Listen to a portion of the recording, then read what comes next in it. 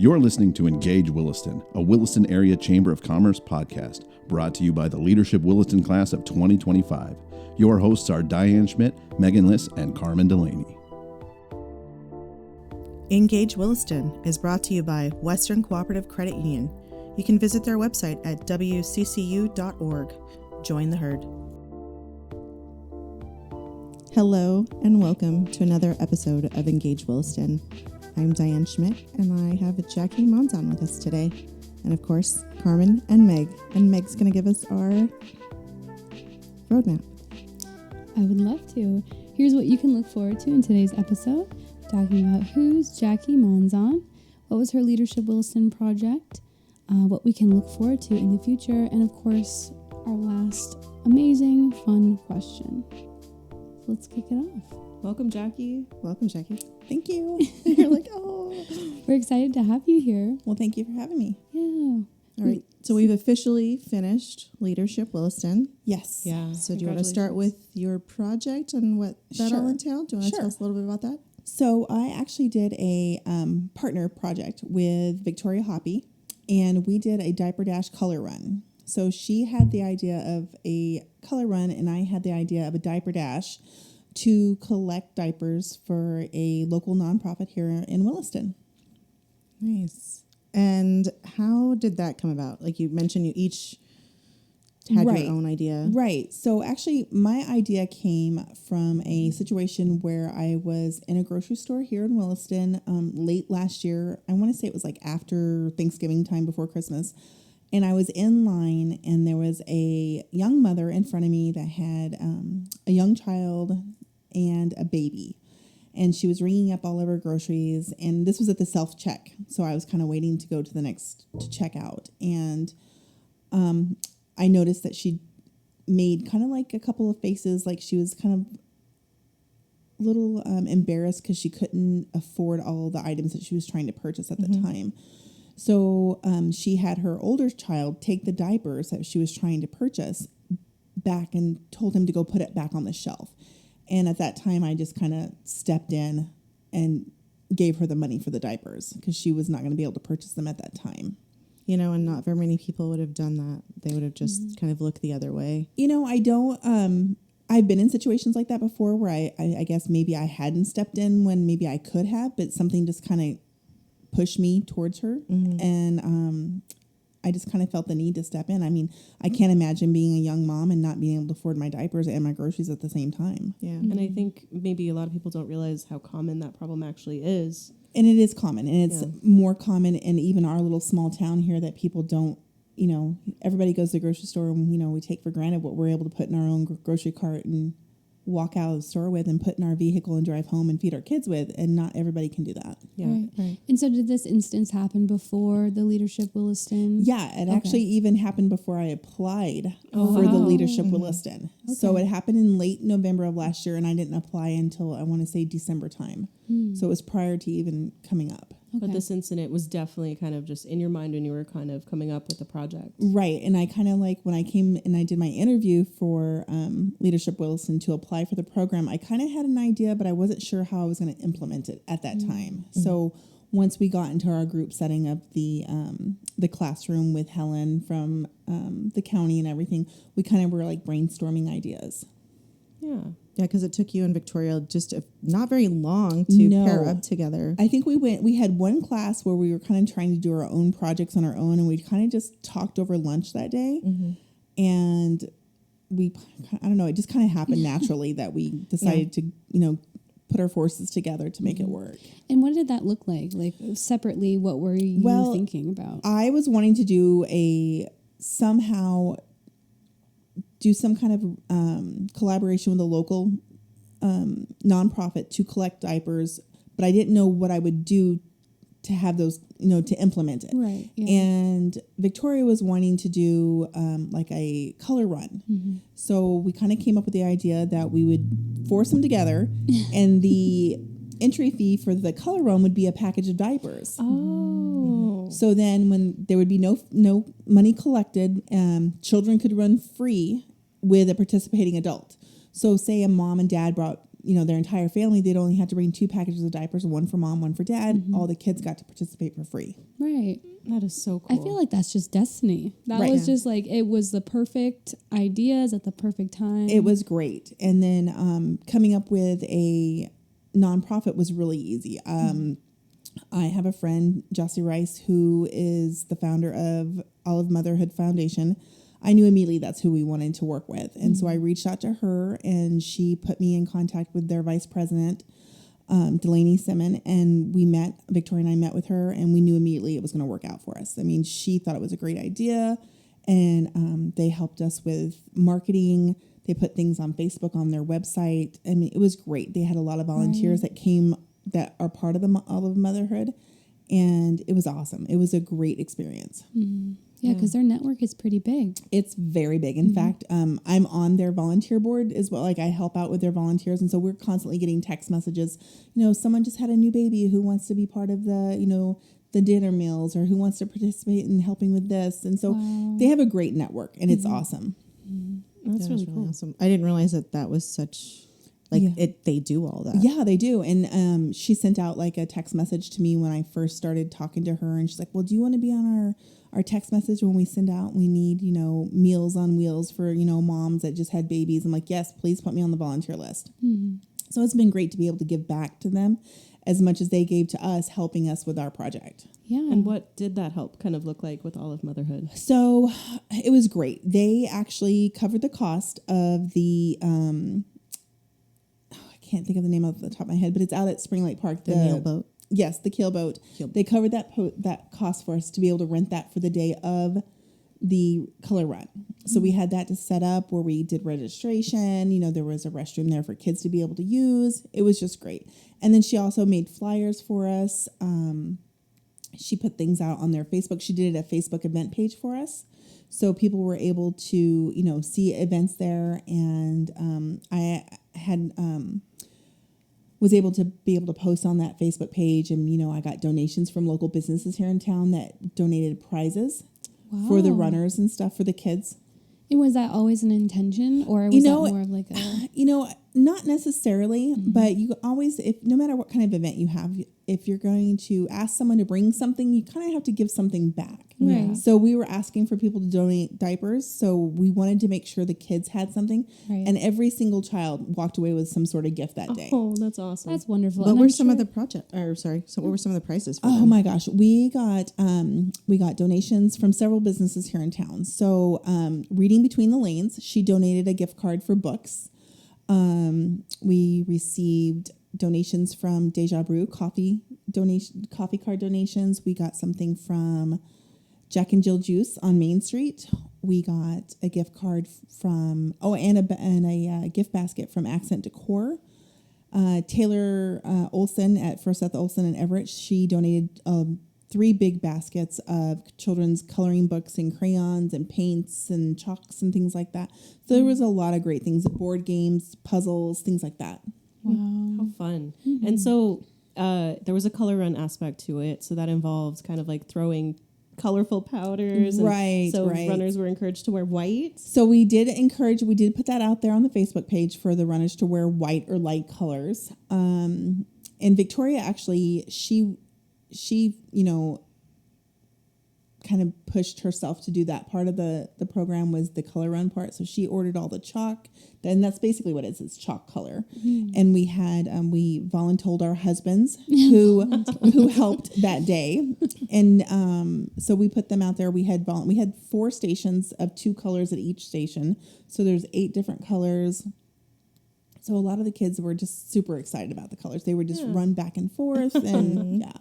Oh my gosh, that's fun. And so what was the distance of the race? It was just one time around the Spring Lake Park thing. So it's like, I want to say it's like a mile and a half? It's 1.2, I think is what it is. Okay. It's not a full mile and a half because they did it like on the sidewalk portion of it. We did kind of come up with a, I don't even know how to explain it. We found out 4 days prior to the event that the Williston High School cross-country team was doing their time travels out there. And we had already previously gotten okay from Parks and Rec to use it. And So it was a little scary at first that we're going to have overlapping times, but it worked out perfect. They ended their times right before we started. And some of the guys there, they stuck around to watch the kids run and stuff. It was great. Yeah. It's fun. So was it encouraged to do multiple circuits, or was it They just... only did the one. Okay. They did the one circuit, and then we drew bib numbers for prizes afterwards. So we got all the kids' numbers that participated, wrote them all down, put them in a box, and we drew numbers that won, and that's how we handed those out. And then there were prizes for adults. There was like 10 prizes for adults. The grand prize was Poppy Lou Photography donated a family setting. Oh. Yeah, that was really good. Nice. That's awesome. That is. And so how was the turnout, do you feel? Not having anything to gauge it on because we've never done it before and not knowing what to expect. We had over 50 participants. Oh, Which nice. is very incredible, especially for a first-time event. Right. We had 50 participants, kids, adults. It was great. It was awesome. We also had 4 food trucks that came out. Wow. And they were there for after the event or before the event. And Jer Bear's Snow Cones actually donated $1 of each sale back to the event so they could purchase more diapers. Oh, That's awesome. That is wonderful. I mean, it sounds like everyone who did attend or participated in some way, even your donations, they really believed in the message in this. Yes. They wanted to just be a part of it any way they could. They did. It was exciting. I was kind of surprised on how many people actually participated. We had no idea what to gauge. We didn't know if we'd get 5 people. We didn't know if we'd get 500 people. Right. So we just had no idea what to even, Which is a scary thing, It is because we had, put a lot of time and effort into this, not knowing, and we didn't want to let down Olive Motherhood Foundation. Right. We didn't want to do that. So. Well, it sounds like you didn't. That's awesome. No. Yeah. And so in the end, how much were you said money? So monetarily, how much? Monetarily, we collected, I want to say it was $480, but we collected over 5,000 diapers.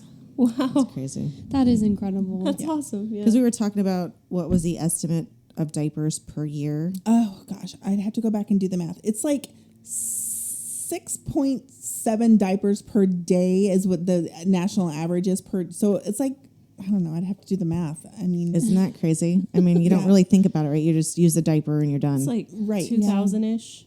Yeah. So I think it was 6.7.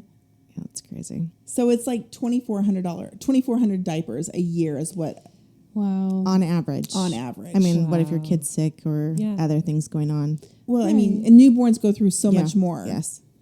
Very much so. That's just the average. Yeah, That's the scope of that is insane. So we collected over 5,000, which was exciting because Delaney from Olive Motherhood said that that's something they get asked for all the time. They constantly get people saying, "Hey, I don't have enough diapers to get through the week. Can you guys help us out?" And they have a storage unit here in town that they keep all their donations in, and she was super excited about it. Oh, I'm sure. It's crazy. Yeah. So because this event was so successful and you saw some really good feedback from it, what are you thinking towards the future? Well, my husband and Victoria's husband has already volunteered. They've already volunteered to help out next year again. They were like so excited. They were voluntold this year, but And now they're volunteering. Well, they have ideas. They've They want to make it better. They want to make it better. We did make a mistake by putting them together on the color run. So they sat there and they came up with all these ideas, like what they think we should What do. they could next do year. better, right? Right.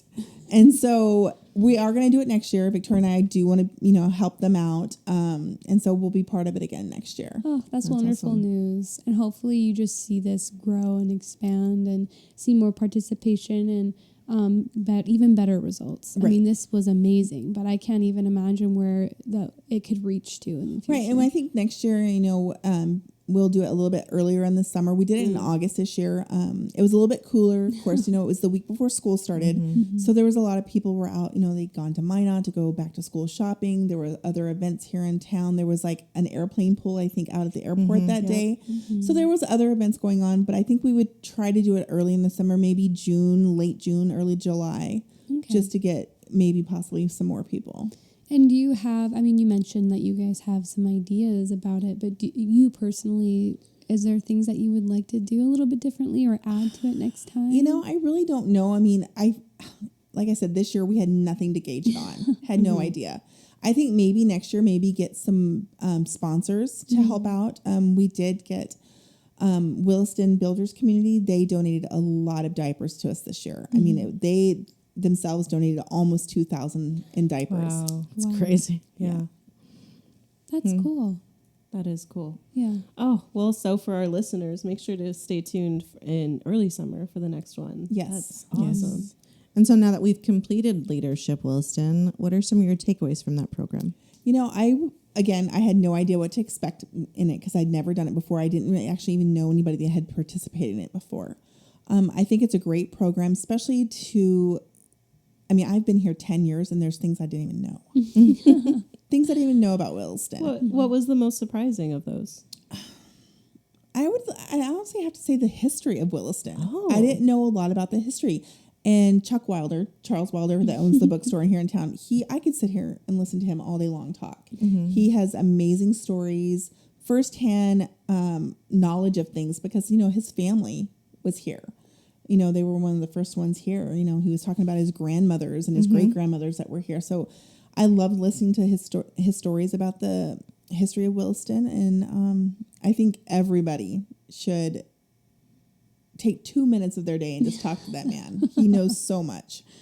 And he Maybe had we should have him on our podcast. Oh, he had pictures. He had pictures galore. Like it just lay across the entire table. And he had stories and he had written letters from like his grandmother. It was just awesome. It was That's great. so cool. And what was that? There was one that had Williston something that we were talking about made. Another town had it.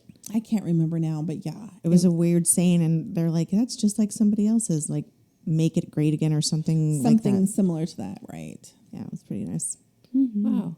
And so what was like your favorite site to see Oh, or gosh. department or? I really liked, obviously, the history of Williston with Chuck Wilder. I also liked the airport tour that we did. We've heard that too. Yeah. The airport tour was pretty awesome. I mean, I can honestly say I've been on the tarmac of an airport, know, and I've never walked down the gateway to an airplane and not gone somewhere, but I did that this year. Yeah. Went all the way down and didn't get on the plane. I thought it was really crazy. We're driving down the runway in the van and there's like an airplane. Like, There's an we're airplane. just Yep. driving Just on drive. here like Yep. we own the road. And no one says anything. Yeah, We're not being chased down. I know that was probably the weirdest. You walk through the check through and you're not Security. searched. Yeah, security. You just walk right through. You And I was just- like, this is what being a VIP feels like. Yeah. It was great. Yeah. That's That's pretty so awesome. cool. Yeah. And then, so what was your favorite classroom component of Leadership Williston? I would have to say a couple of the speakers that we got. I really liked listening to the Whitney Stevenson. She just did a phenomenal job with leadership. I took away so much of her presentation back to my office and actually shared some of it with my team. I also liked the chancellor from WSC. He was amazing. He actually shared his slide, his PowerPoint with me, sent it to my office because I asked for that as well. Nice. Yeah. That was really nice. Yeah. But so what do you do in your daytime job? Do you want to talk a little bit about that? Sure. I am the clerk of court for the municipal court here in Williston. Okay. Okay. So you What work is for the that? city? I do work for the city, yes. What's like your day-to-day look like? It's very busy. I'm sure. We have court Mondays and Thursdays, and then Tuesday, Wednesday, Fridays, you're either really busy preparing for court or just taking away everything that just happened in court the day before. So, Yeah. So you're always running. always. Yeah. Yeah. And how long have you been there for? I've been here at the City of Williston Municipal Court for almost 8 years, Wow. but I did the similar type job back home for almost 14 years in Anchorage, Alaska. Oh, I was wow. just about to ask that. So you're originally from Alaska? I am. Wow, incredible. Then how did you end up here in Williston? Like most people, my husband works in the oil field. Yes. The classic answer. Yes. Yeah. And so that was 8 years ago then? And actually, we've been here for 10. Okay. When I first moved here, there was no openings at the courthouse, so I kind of helped out at my son's school. And our plan when we first moved here was only supposed to be 4 years. But, That's also something that I hear frequently. but we're Very going on common. 10 and a half years now. So Yep. You're Any on the 15, plans? 20-year plan. Right. I don't know about that. So what was that like then? Like you moved to a completely new place where you practically didn't know anyone. I knew right? nobody. We came down here. It was just my husband, our youngest son, and myself. And like I said, my youngest was starting high school. We were only going to be here for 4 years. He has since graduated high school, graduated college, and he now works in the oil field here. Oh. Our oldest son and his wife are also here.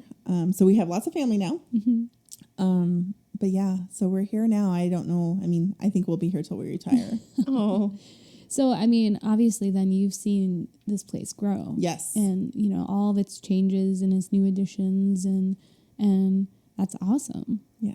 It was different coming from a very large city, coming to a very small town that didn't have a Target yeah. or a Barnes and Noble or, you know, even a drive-through Starbucks until recently. Right. So that was really hard for me.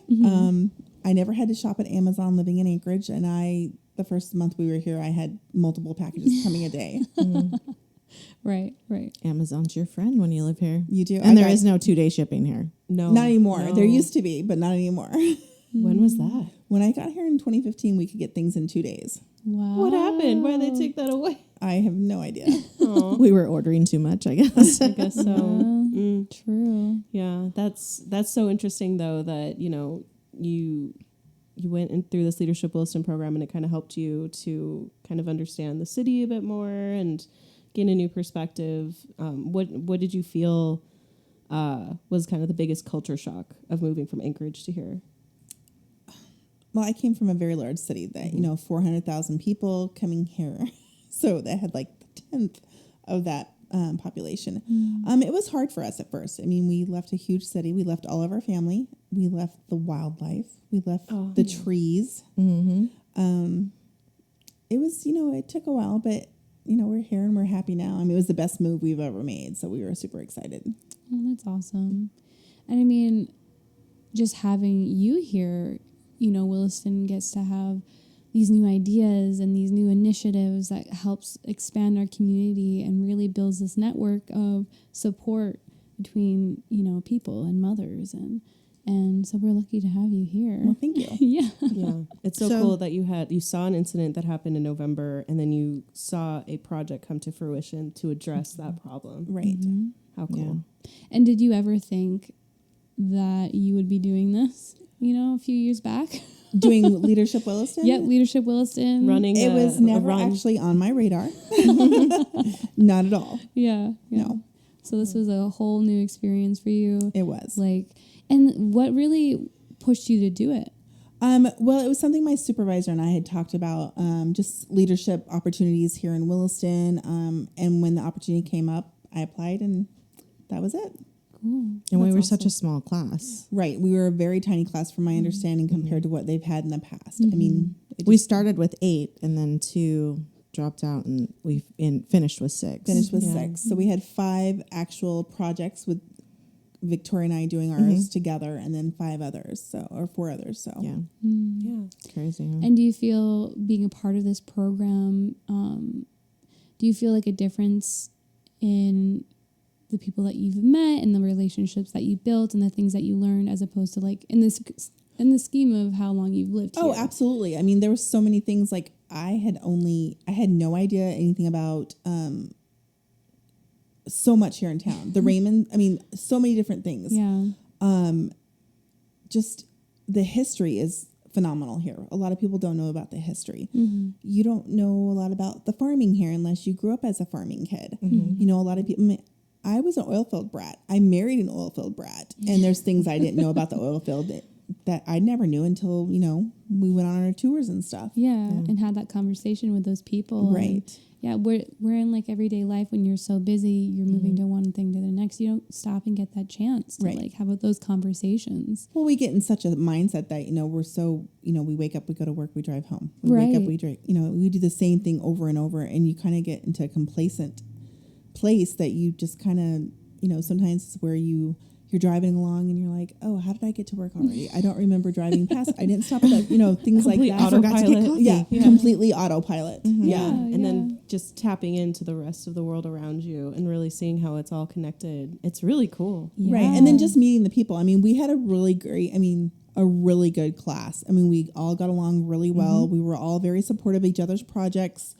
helping out each other's projects. And so it was a great opportunity. And giving each other ideas and suggestions. And it wasn't like it was just Jackie's project. Like she'd be like, hey, what do you guys think about this? What's your input? Exactly. And the feedback was the most important thing. Because, a lot of times you don't know if it's being sincere or if people are just saying what they think you want to hear. But we all came every month. We'd come to class. We'd be there all day long. We'd eat lunches together.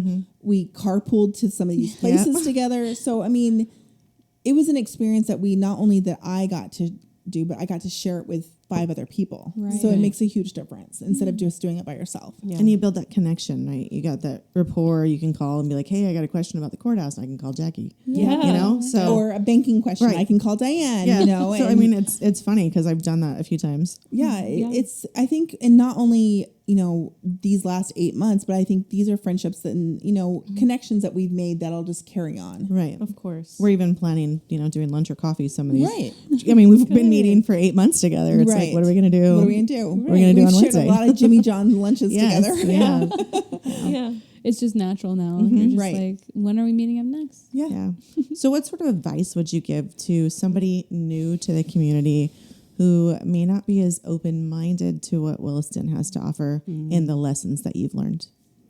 Well, gosh, there's so much. I think honestly, you don't have to be in a leadership role or a manager role to get something out of the Leadership Williston. Right. It's not just focused 100% on leadership.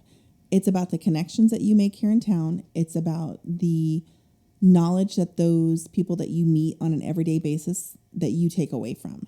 Right. The experiences, their stories, things that you may not have any idea about, that someone knows something and you're like, wow, I had no idea about that, but now I can share it with somebody else. Right. Leadership Williston is open up for more than just people who are in a managerial role. Right. It could be anyone. It could be anybody. A lot of it is just learning about our small town. And I had no idea when I started this program that Leadership Williston is actually something that's all over the United States. You've got Leadership Denver, Leadership Houston. All these little towns, big cities, they all have the same sort of type program. And there's even state programs. So you have Leadership North Dakota and so on. Yeah. It's crazy. Like, I didn't realize that until I started and was done. And they're like, here's this. Yep. Here's this pamphlet. Do you want to do Leadership North Dakota? And I was like, I didn't realize that was a thing. Right. Yeah, stepping out of your comfort zone and just throw caution in the wind and do something unexpected that wouldn't necessarily think like, oh, that's my thing, but just trying it and seeing what you get out of it. And you'd be surprised with the people that you meet, the connections that you form, the history that you learn, and you feel a little bit more comfortable in a place that might be new to you. Yeah. And I think it's really cool with Leadership Williston that part of the project requirements is that it has to be unrelated to your work. Right. So Yeah. that's really putting you out of your comfort zone too, and kind of forcing you to develop skills and adaptability in situations that you might not even realize. Right. Because if I would have had my way, I would have done something like, law or something criminal. Because that's my interest. That's what I love. But, the fact that we were told we can't do that, then that's when, but I knew immediately as soon as I started this, I knew where I wanted to focus my project on. I just had to implement it. Yeah, because you did find something that you were really passionate about, and that is so important. But what was the biggest lesson or takeaway just about leadership or yourself from your project? I think you have to give yourself grace. A lot of people are too hard, and I'm the first one to admit it. You don't have to be so hard on yourself if things don't go your way the first time around. If you hit bumps or struggles in the road or these mountains that you're like, there's no way I'm going to get this done. Just have grace. That's a good one. That is, yeah. Because our own self-negative talk is what hinders us than other people's opinions. Well, yeah, and you get discouraged so easily when you hit those speed bumps and you think well, I might as well not continue because it failed. It blew up in my face. But that's just a sign that you just need to keep working harder. Right. I'm not saying this project was an easy peasy thing. It didn't. There was no that was so dumb. No, there were days where I was wanting to pull my hair out because things were not going the way I wanted. Or, Victoria and I would also have to meet outside of our monthly meetings, to get things, just timing. And, things don't happen, like things from Amazon didn't show up like they were supposed to on time. Or you've got 400 high school runners running the same morning that you have a race schedule. She was really like, because we found out in class at the same time. And it was like, Oh, God. we found out on Wednesday and our race was on Saturday. yeah. Oh my God. The panic, you could see the panic on Jackie's face. Just a little bit. I mean, my eye was twitching just a tiny bit.